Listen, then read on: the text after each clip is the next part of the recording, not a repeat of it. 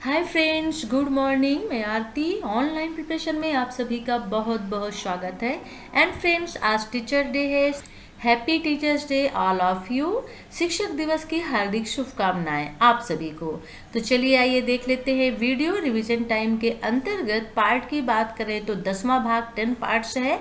MCQ है, आपके important महत्वपूर्ण मल्टीपल चॉइस के क्वेश्चंस हैं। और कोड की बात करें तो 504 यानी मैथ से हैं। चलिए आइए देखते हैं वीडियो। तो चलिए पहला क्वेश्चन ले लेते हैं कि एक आयताकार मैदान की लंबाई 24 मीटर, चौड़ाई 10 मीटर है, तो इस आयताकार मैदान का विकर्ण होगा, ये आपको बताना है। देखिए, इस तरह के जो क्वेश्चंस हैं कॉपी पेन या फिर बोर्ड के बगैर नहीं आ सकते हैं, ये कि मैथ है। मैं इस वीडियो को लाने से बच रही थी थोड़ा सा, बट ऐसा लगा कि आप तक पहुंचना अब ज़रूरी है।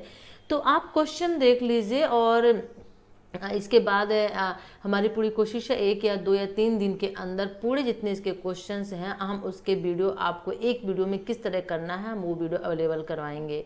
चलिए ये क्वेश्चन देख लेते हैं किस तरह से एग्जाम में आपके क्वेश्चन पूछे जाएंगे। कि आपका मैथ का है तो मैं बिल्कुल ये नहीं कहूँगी कि बिल्कुल इसी तरह के क्वेश्चंस मैथ में आपके पूछे जाएंगे, क्योंकि ज़रूरी नहीं है कि मैथ सबसे ही आती हो। तो उसमें आपके पास ऑप्शन भी होंगे। जैसे मान लीजिए अगर एक क्वेश्चन इस तरह का रहेगा तो एक क्वेश्चन आपका थ्योरी का जरूर आएगा। इस तरह का क्वेश्चन रहेगा आपके पैटर्न में होना चाहिए ऑप्शन में, कि जिससे अगर वो इस तरह के मैथ को ना सॉल्व कर सके तो कम से कम वो थ्योरी तो लिख सकते हैं। तो चलिए फर्स्ट क्वेश्चन ले लेते हैं। तो इसकी लंबाई और चौड़ाई यहाँ पे दी हुई है और इसका विकर्ण ज्ञात करना है। तो इसका आंसर क्या होगा? तो देखिए इसका आंसर जो है वो 26 होगा।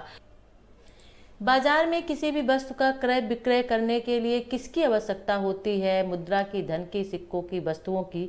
तो देखिए बाजार में वस्तुओं को क्रय विक्रय करने के लिए मुद्रा की आवश्यकता होती है।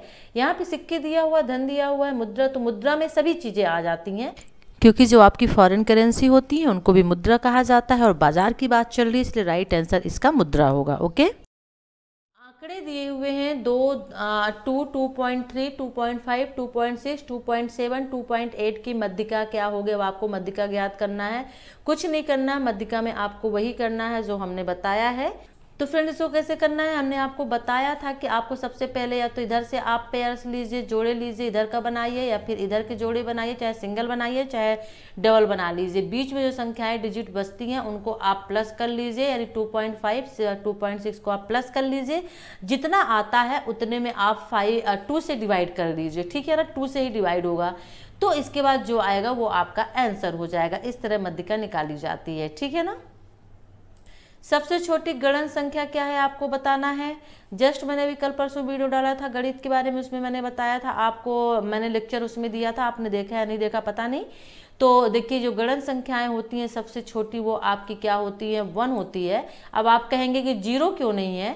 तो 0 इसलिए नहीं है क्योंकि 0 को गणना यानी काउंटिंग में शामिल ही नहीं किया जाता है। हम किसी भी चीज़ की काउंटिंग किससे करते हैं? 1 से करते हैं, 1 2 3 4। इसलिए हमारी स्टार्टिंग जब 1 से होती है तो सबसे छोटी गणन संख्या जो होगी वो 1 होगी। ओके, तो राइट आंसर क्या हो जाएगा? आपका 1 हो जाएगा। संख्या 7485 में 4 का स्थानीय मान है। 7485 में 4 का स्थानीय मान निकालना है। ये भी वीडियो बना के आपको मैंने दिया है, आपने देखा या नहीं देखा पता नहीं। तो चलिए इसका जो आंसर होगा वो होगा आपका 400। बहुत इजी है। स्थानीय मान का मतलब ही होता है कि जो जिस स्थान पे है। 5 आपका दहाई पे है, सॉरी इकाई पे है, तो 1 हो जाएगा। 5 मल्टीपल 1 इक्वल टू 5। 8 आपका 10 पे है, दहाई पे है, यानी 10 हो जाएगा। तो 8 और गुणे 10 हो जाएगा तो 80 होगा। 4 जो आपका है वो इकाई दहाई सैकड़े पे है, सैकड़ा यानी 100 होता है, तो 4 और गुणे 100 हो जाएगा तो 400 आपका आंसर आ गया। यदि 7 का पूछता तो वो हो जाता वहाँ पे 7000। ओके, तो प्लीज़ वीडियो बने हुए हैं, आप इनको वॉच कर लीजिए। डिस्क्रिप्शन बॉक्स पे ऑलरेडी लिंक रहता है, आप वहाँ से भी जाके सभी वीडियोज़ देख सकते हैं।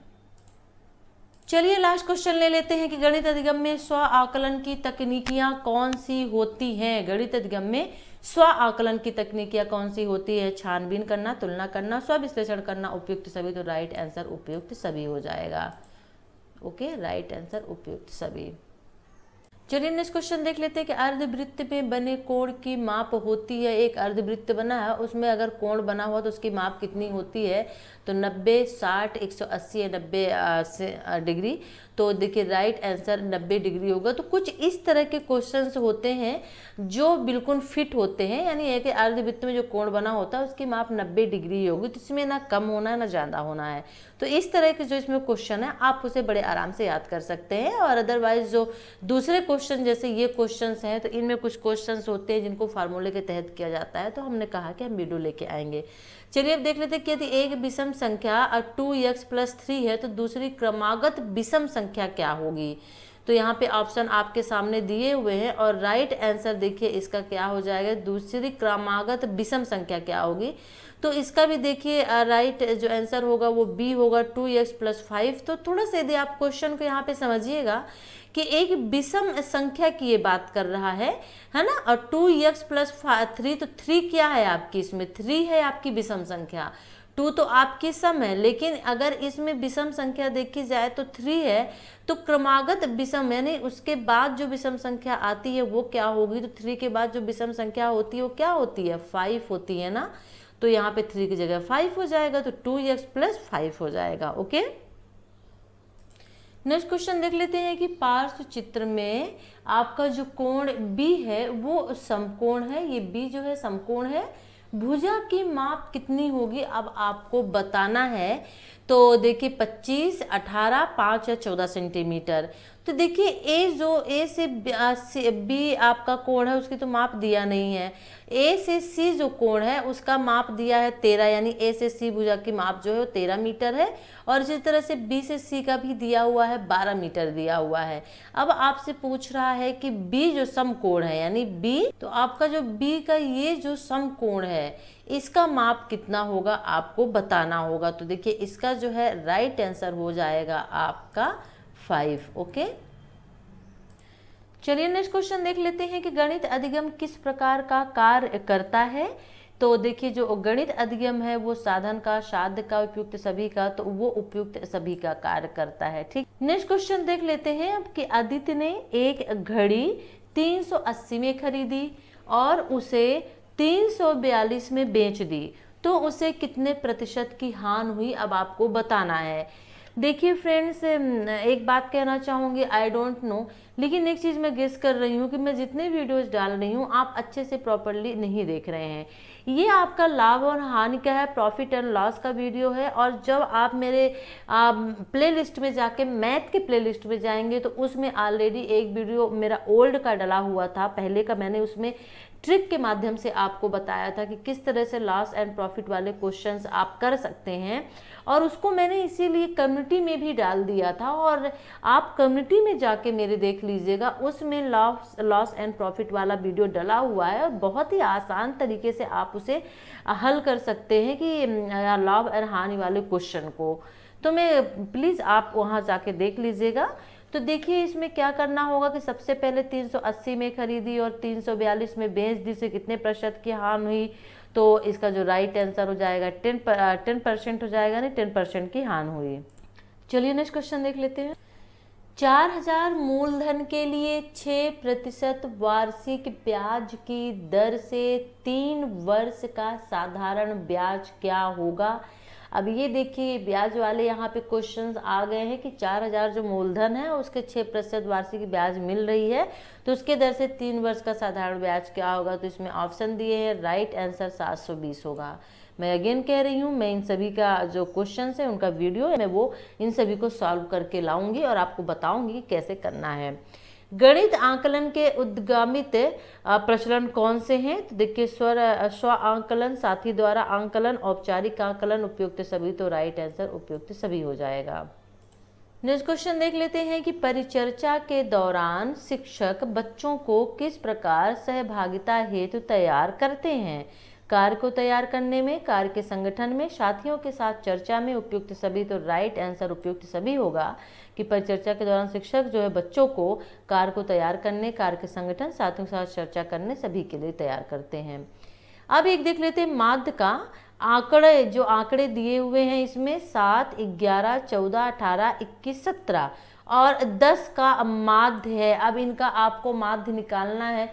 देखिए मैंने वीडियो ऑलरेडी माध्य मध्यिका मीन मोड मीडियन जो है मैंने बताया है आपको माध्य मध्यिका बहुलक का, तो प्लीज आप उसको जाके देख लीजिएगा यदि आपने नहीं देखा है तो इसका राइट आंसर हो जाएगा 14। तो चलिए मैं उन लोगों के लिए बता देती हूँ शॉर्ट में कि इसमें माध्य में कुछ नहीं करना है आपको। जितनी संख्याएं दी हुई हैं इन संख्याओं को पहले सबको काउंट कर लीजिए, 7, 11, 14, 18, 21, 17 और 10 को। तो मान लीजिए इन सबको आपने काउंट किया 7, 11 इतने सबको, तो आपका 98 आया। ओके, अब आपको क्या करना है, 98 आपने लिख लिया। अब काउंट करिए कितनी डिजिट दी हैं, कितनी संख्याएं दी हैं। तो 1 2 3 4 5 6 7, तो 98 अपॉन आपको 7 कर देना है, यानी 98 को 7 से डिवाइड कर देना है, तो इक्वल टू कितना आ जाएगा, 14 आ जाएगा। ठीक है ना, 7 1 जा 7 और 2 और 7 4 जा 28। तो ये देखिए राइट आंसर हो गया आपका 14 यानी 14। तो इस तरह से आपको माध्य निकालना है, प्लीज वो वीडियो जरूर देख लीजिएगा। चलिए नेक्स्ट क्वेश्चन ले लेते हैं कि यदि एक व्यक्ति किसी कार्य को 24 दिन में पूरा करता है तो 4 व्यक्ति उस कार्य को कितने दिन में पूरा करेंगे। तो एक व्यक्ति किसी कार्य को 24 दिन में पूरा करता है तो 4 व्यक्ति उस कार्य को कितने दिन में पूरा करेंगे। ये भी वही क्वेश्चन बोर्ड कॉपी वाला है, तो राइट आंसर 6 होगा। मैं वीडियो अपलोड कर दूंगी, आप देख लीजिएगा, इसका वीडियो मेरे पास ऑलरेडी अवेलेबल है। विश्लेषण विधि के कितने पद होते हैं, तो देखिए विश्लेषण विधि के 3 4 5 या 7, तो विश्लेषण विधि के 3 पद होते हैं। नेक्स्ट क्वेश्चन देख लेते हैं, संश्लेषण विधि से किसकी बचत होती है। तो संश्लेषण विधि से समय की, शक्ति की, दोनों की, उपयुक्त में से कोई नहीं। संश्लेषण विधि से दोनों की यानी समय की और शक्ति की बचत होती है। नेक्स्ट क्वेश्चन देख लेते हैं कि एक गांव की जनसंख्या 750 है, यदि उसमें से 150 व्यक्ति निरक्षर हों तो गांव में साक्षरता का प्रतिशत होगा। साक्षरता का प्रतिशत कितना होगा गांव में, 75, 80, 150 और 100%। देखिए राइट आंसर होगा 80%। नेक्स्ट क्वेश्चन देख लेते हैं कि मान दिया हुआ है तो इसका गुणनफल क्या होगा, आपको अब बताना है। तो देखिए इसका जो आंसर है वो, तो इसका आंसर सी होगा। करना कैसे है, 8 × 4 यानी 8 4 जा 32। इसको आप क्या करेंगे, ये आपका मल्टी उसमें है तो इसको आप ये 4 हो जाएगा और ये आपका 9 हो जाएगा, और 4 में जब 9 माइनस हो जाएंगे तो कितना जाएगा, 5 आ जाएगा।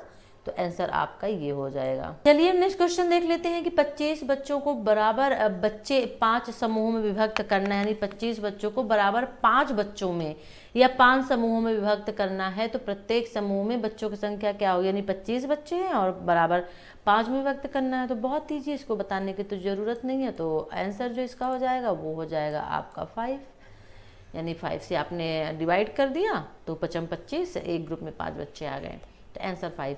संख्याओं 12 तथा 18 का महत्तम समापवर्तक है। महत्तम समापवर्तक क्या होगा, 12 और 18 का। तो ये भी बहुत इजी है, तो इसका जो राइट आंसर है वो 6 आ जाएगा। बस परस्पर विरोधी प्रवृत्ति वाले संख्या युग्म है, परस्पर विरोधी प्रवृत्ति वाले। तो आपका जो राइट आंसर है वो ये हो जाएगा, +1 तथा -1 जो होते हैं परस्पर विरोधी प्रवृत्ति वाले संख्या युग्म है। किसी समांतर चतुर्भुज के विकर्ण समान लंबाई के और परस्पर लंब हो तो वह क्या होगा। कोई समांतर चतुर्भुज दिया है, उसके जो विकर्ण है वो समान लंबाई के हों और परस्पर लंब हो, बराबर हो, तो वह क्या होगा, तो वह वर्ग कहलाएगा। निगमन विधि में बालक किस दिशा से किस दिशा की ओर जाता है, अब आपको बताना है। समान से विशिष्ट की ओर, अमूर्त से मूर्त की ओर, सूत्र से उदाहरण की ओर, उपयुक्त सभी। तो निगमन विधि में बालक जो होता है समान से विशिष्ट, अमूर्त से मूर्त और सूत्र से उदाहरण की ओर, तीनों ओर जाता है। अधिगम के कितने पद होते हैं, 5 7 6 4, तो अधिगम के 7 पद होते हैं। नेक्स्ट क्वेश्चन ले लेते हैं कि आंकड़े जो दिए हुए हैं इनका बहुलक क्या होगा, 12 9 17 12 13 11 18 17 12। तो देखिए बहुलक का भी वीडियो बना हुआ है आपका माध्य के साथ में ही। तो राइट आंसर 12 होगा। कैसे निकालना, बहुलक बहुत इजी होता है। जितनी संख्याएं दी हुई हैं उनको आप कंटिन्यू लिख लीजिए और इनमें सर्च कर लीजिए। सबसे, बहु का मतलब ही होता है सबसे ज़्यादा, बहु मतलब ज़्यादा।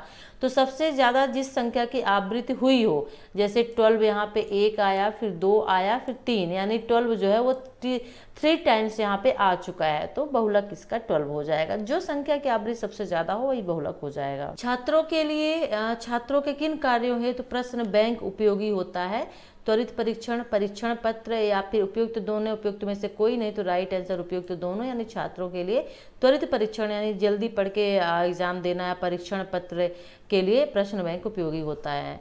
किस गतिविधि में बच्चे बिना भय के भाग लेते हैं? खेल में, दौड़ में, स्विमिंग में? तो उपयुक्त सभी। तो खेल में बच्चे बिना भय के भाग लेते हैं। गणित अधिगम के आकलन को कौन सा पक्ष इसे व्यवस्थित प्रक्रिया बनाता है? गणित तर्क क्षमता, समस्या का हल, तर्क एवं उत्तरोत्तर संरचना, अनुभवात्मकता। तो तर्क एवं उत्तरोत्तर संरचना जो है गणित अधिगम के आकलन को व्यवस्थित बनाता है। नेक्स्ट क्वेश्चन देख लेते हैं। सतत आकलन के माध्यम से किस तरह का आकलन किया जाता है? टीएलएम तैयार, परियोजना तैयार, पोर्टफोलियो तैयार, उपयुक्त सभी। तो देखिए उपयुक्त सभी राइट आंसर होगा। यानी सतत आकलन के माध्यम से टीएलएम भी तैयार किया जाता है, परियोजना भी, पोर्टफोलियो भी। पोर्टफोलियो छात्र को किन बातों की अभिव्यक्त करने का अवसर प्रदान करता है?